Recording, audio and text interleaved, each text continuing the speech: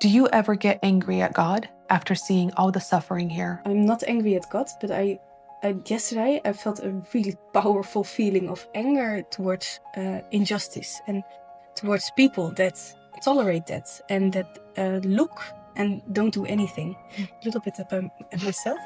Like, how can I be so ignorant? Yeah.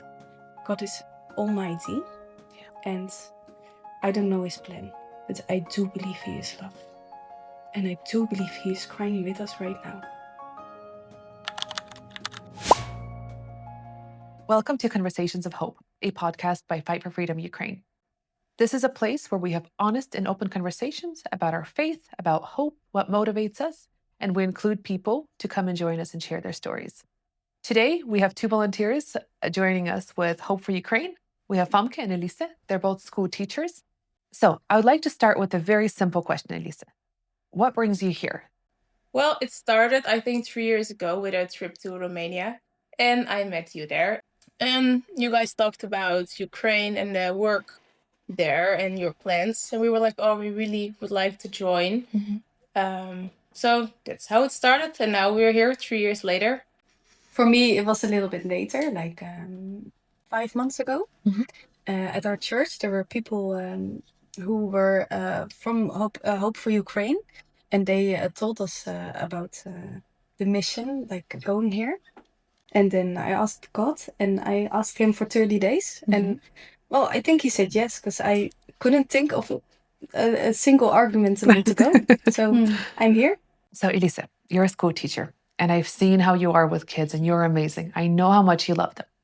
So, my question for you is being here, working with kids in Ukraine, with teenagers and children, what's the biggest difference that you see between them and the kids that you teach back home? At first, I loved the kids here in Ukraine. They are so sweet. They are adorable. And attention that you guys give to them, they really love it. And I see that because they come back every time to every program. And I was here a year ago, and today I saw the same children, and that's so cool to see. So they really love the work the team does with them. Another difference is the circumstances they live in. I think lots of children here lost their dad or maybe their brother, their father. So that's hard to see. And I think children in the Netherlands, they could never imagine. So I think Ukrainian children are so strong, and yeah, I love them. Oh, thank you. I know they love you too.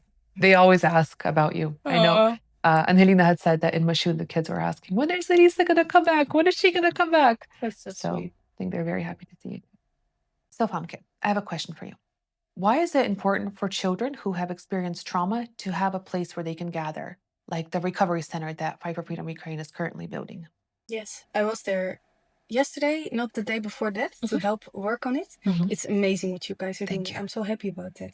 I think it's really important. Then there is a place that children can go, because I think it's safety, something they know, something they recognize. Last year during my university, I studied a little bit about trauma in times of war, when you lost your home, maybe lost your family. That is really important to have a place like this where you can come together with friends and talk and develop new skills and do things you like. It's really important for them to deal with their trauma. Thank you. Thank you. And yes, what I'm hearing is consistency, safety, and a place that feels like home. When we hear the word hope, it often sounds like a soft word. But you have been here twice this time, and you have seen the broken buildings, you have seen the grieving families. So, what does hope look like to you in a place where everything seems destroyed? I think what really stood out to me these weeks I have been here is faith in God. So in the Netherlands, we have so much. And it almost seems like we can do anything as humans. Like everything can be made. Our health, our money, what we have. But it's all from God. It's not something we can do. It's an illusion. So I think in Ukraine, people no more to expect everything from God. And I think that is hope. So it's soft but strong together. Yeah, thank you. That's beautiful. And I know that you have been here 4 times now, and even once that you've stayed here for 2 months. So, being here for a little bit longer, what does hope look like to you in a place where it seems hopeless? Well, at first it's hard to imagine how living in war is. I've been here for 2 months, but people here in Ukraine are in war for so much longer. For me, it's like I'm here for a short time and then I'm going back to my safe places.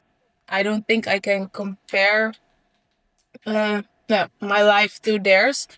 But I think if I was in their situation, in a place of war, just like Fomke said, the only thing that could give me hope is the trust in the Lord. Why are you in this country, in Ukraine, helping?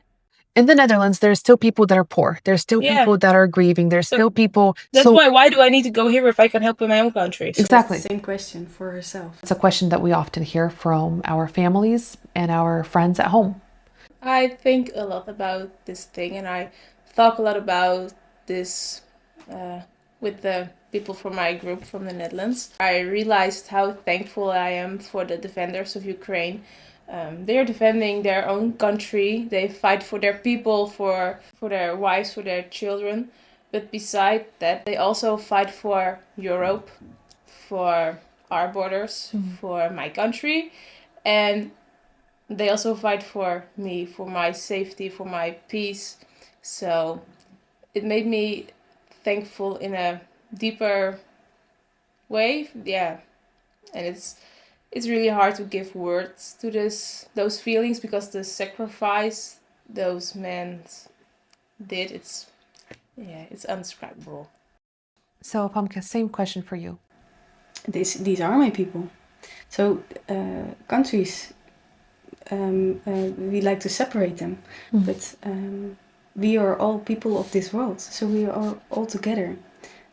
So why not this country? Why not this world? I think God made this whole world, and every person is important. Yeah. He made this world, he made these people, and he asked us to love each other as our own, as he loves us. So I hope in the Netherlands, but also here. There's so much opportunity to help, and we can start today. Yeah. Thank you. Thank you. I really appreciate it. That's a very, very strong and powerful message, truly. I think often people forget that, and then they place the borders themselves. Yeah.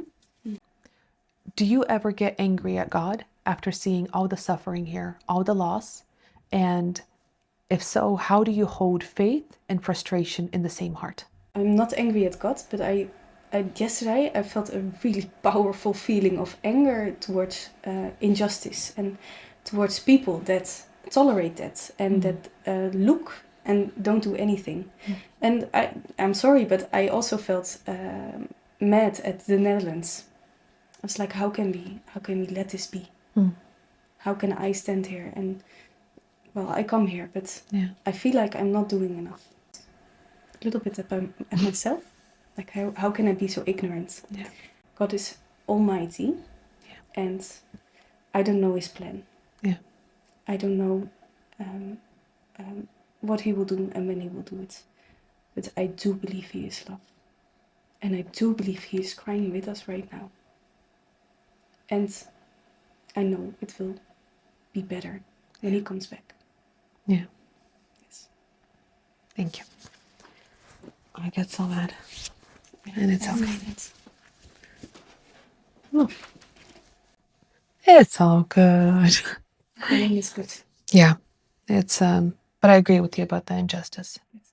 And the people who have the power, have the money, and the energy and the ability to make a difference, and they don't take it. And they don't do it. Also, not even the people who have the power, but the people who have small power, like also they don't do anything. So it's not about the power that you have, but like everybody can do something. Yeah. When you say I can't help, you also disrespect God, because he made you, and he's saying you can help. That's why I sometimes get angry. But also at myself, because I say that too. I say, I have no energy, or I'm not good enough. I don't think you're the only one. No. I think many people, including myself, I think we oftentimes, we know that we can do much, much more. We can do a lot. And God gives us that energy to do a lot. And I think that we are responsible for what we do with the energy and time and resources that He gives us. And I think there's going to come a time when we're going to have to answer for how did we help the world, or how if we were careless about other people's pain and suffering. Yes. God will make it right. Yeah. This also in our weakness and our when we do something wrong, because I am often afraid to do things wrong. But then I think I'm gonna do it, and if I do something wrong, if I fall short, God will help. Yeah. So that gives me hope also. Yeah. There's mercy. Yeah. It's like two sides. God just doesn't I only love give that God mercy. is just. I love that Yes, God is me too. just. Yeah, exactly. So being in Ukraine, what did the Ukrainian people teach you about faith and about strength that perhaps something that your own country did not teach you? I think they teach me that even in a situation like this, in a time of war, they keep praying and they keep trusting God. Okay, ladies, last question for you. So you both are young women. You're both teachers. You're not physically rebuilding. You're not actively participating in the war. You're not in the front lines. You're not bringing humanitarian aid, but you're still here. So what difference does your presence here make? Newspapers do not write about Ukraine anymore, or maybe it's not daily on the news channels or in our Instagram feed, that we still know what's going on here and we still stand with them and we will not forget about them. I think that's very important. I talked with soldiers, defenders this week, and they said only you guys being here makes a difference and helps us. So yeah, I think it's just important to show up and just show up and be here and show them that the Ukrainian people still matter and that you think it's important what's happening here. We have one guy in our team, Jan, but he doesn't speak English. maybe single word English. Oh. But he, I'm so impressed. No, he looked the soldiers in the eye, and I think it's like a dignity it gives. Like you matter, and you're not trash. You have value, and what you did was really important. What you're doing is really important. So even if you don't speak Dutch, the English or Dutch, or if you think I don't have talent, it's still important, because just being here is what it's doing. And I asked myself this question because the last time I went with a building trip, then you're physically doing something, like there's a stone, it's on the other stone. But this day we were with women, and one woman had tears in her eyes, and she said, Jagyu, thank you for being here. You don't know how much it means to me. I don't know what I'm doing here. I think, well, it's so little, but the people say in Ukraine it's very powerful, and it gives hope. And I'm gonna take that and then think, okay, well then I keep doing it, even if I think it's too little. Well, it's something, and they say it's helpful, so it's important. And if you are watching us and you feel like God put it on your heart to be here, then you're meant to be here. Then He has prepared a place for you here to serve. Because many people are praying for leaders to come alongside of us, to help hold our hands up, to stand beside us, to work beside us, to spread the gospel and spread God's love and do God's love in action. And so if God is calling you, and I believe He is, then your spot is here and we're waiting for you.